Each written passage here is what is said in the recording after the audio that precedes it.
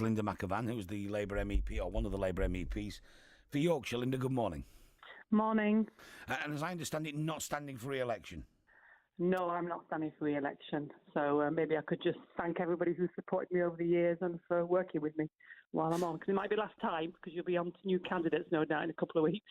And is that, Linda, a decision you've made because you had to get another job because you thought this one was going, or have you just had enough? Well, no, I've been over 20 years now an MEP, so I've done 4 parliamentary terms. So it was something I'd thought about anyway, whatever had happened on Brexit.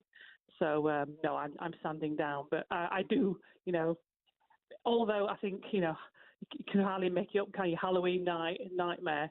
But unlike the MP who was on a minute ago, at least this morning, we are not leaving tomorrow with no deal, because that would be a disaster for the country. And that's why MPs from all parties are against that, apart from a minority on the far right of the Tory party.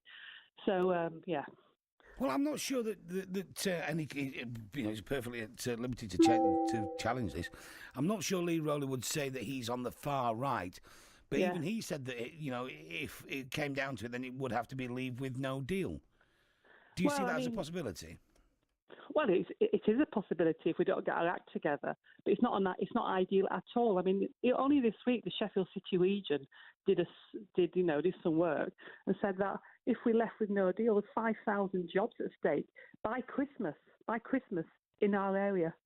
And the other thing about people say, we can leave with no deal, as if when we leave, you magic away all the issues that will still have to be resolved. There still have to be some sort of solution in Northern Ireland. It doesn't go away just because you leave with no deal. If you leave with no deal, you still have to negotiate hundreds of side deals. Leaving is just another thing that you still have to get our heads around. Whatever way we leave, it will be the beginning of a process of negotiation, not the end. So a lot more mornings to be talking about Brexit for years and years to come if we go ahead and leave.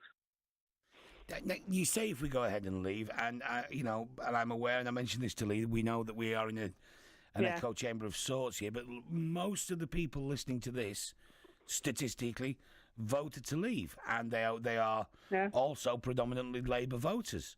Don't you need to be saying not if we leave, but when we leave?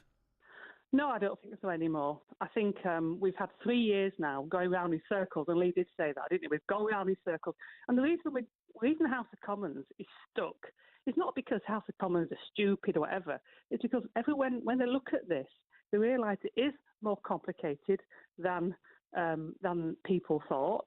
I think the whole referendum was gone into very lightly by David Cameron against the advice of his own people.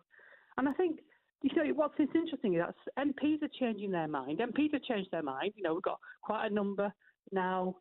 Some voted for Theresa May's deal who didn't vote for it, said it was a disaster. They changed their mind. Others who are leavers now are saying we need to go back to the people. And I just was not a supporter of a referendum at first, because I thought, we've had their vote, like you've said, but 3 years on, I think we have to put it back to the people, because only the people can make the decision, the kind of decision that will hold for all time. Because if we have a vote at Westminster and it's 1 or 2 votes either way, like it would be, then there's still the issue of the Tory party leadership, and this has always been a game about the Tory party leadership. And even Lee said, we could have different people negotiating. That's a hint, isn't it? That what people are talking about is getting rid of Theresa May and having another prime minister. So I don't think this is sustainable for our country.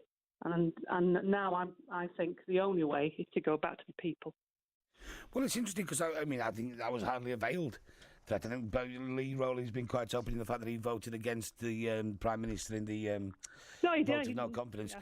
And I think the Tory party are looking at who they get next. What's incredible is that they're looking at people like Johnson and Gove, who proved to have been tainted by these lies that have been told. And yet we're still talking about them as if they're going to be the next Prime Minister of the UK. Politics has fallen down, hasn't it? We've stopped holding politicians to account. Or they've stopped being held to account. Well, I think the problem is that the people who want to be the leader of the Conservative Party know that they'll be chosen by the membership of their party. And we know from MPs, we saw what happened to Dominic Grieve, that there's been a kind of entryism in the Conservative Party by people who've left UKIP. So they're not playing to the public, if you see what I mean. They're playing to a gallery of people who are convinced leavers. And it's interesting, Theresa May and I heard Lee say, this is what the people want. Why don't we ask the people if they still want it? It's 3 years ago. It's over 3 years ago now. By the time we get to October, 3.5 years ago, it's nearly the end of it. In 2015, people in Britain gave the Tories a majority. 2 years later, they slashed their majority. People can change their mind, do change their mind. Let's just double check what the people really want now. And I don't see how people say that's undemocratic. How can it be undemocratic to ask people what they think now, given where we are now, not where we were in 2016? It looks like that we will be contesting the European elections. Yeah. I think that's fairly obvious. You won't be standing. I think there are 5 vacancies. Yes, I mean, there'll be, at the moment, there's 2 Labour MEPs, and the way our system works, I think most parties do the same. If you're a sitting member, they'll be standing again. So my colleague Richard Corbett will be standing and will lead the Labour list, assuming we go ahead. And then they'll be selecting 5 new candidates to go on the list. It's a proportional system for the whole of Yorkshire and the Humber, and people vote for the party list. So Mr Farage has been on the news this morning talking about his Brexit party and about how he's actually quite looking forward to a European election because he thinks he's going to wipe the board. Well, let's see. Let's put it to the people. I think the one thing I would say is that I've had a lot of people, you talked about people if they might be leavers. We've had an awful lot of Remainers. I went to that march in London and the train from Sheffield was absolutely packed. And the next train was absolutely packed, and the next one after that, and buses went to London. There's a lot of people. This city voted just over 50% to leave. Wasn't a big majority, and other parts of South Yorkshire, it's true, were bigger.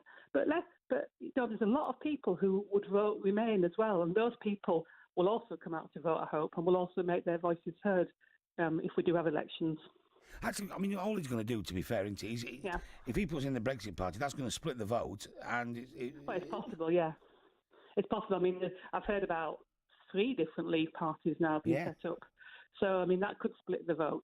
I mean, it's, again, I just urge people, if people, no, the one problem with European elections has always been low turnout. So, and often the people who are against something are more likely to turn out. But now, ironically, one of my colleagues said to me, you've got the biggest pro-European movement in the European Union at the moment. I mean, look at that march in London. I've been on demonstrations. That's the biggest one I've ever been on. It was absolutely huge. So I think there is a big sense. There is a lot of people who feel passionate now that they want to have another say, and so we don't know what would happen in the European elections.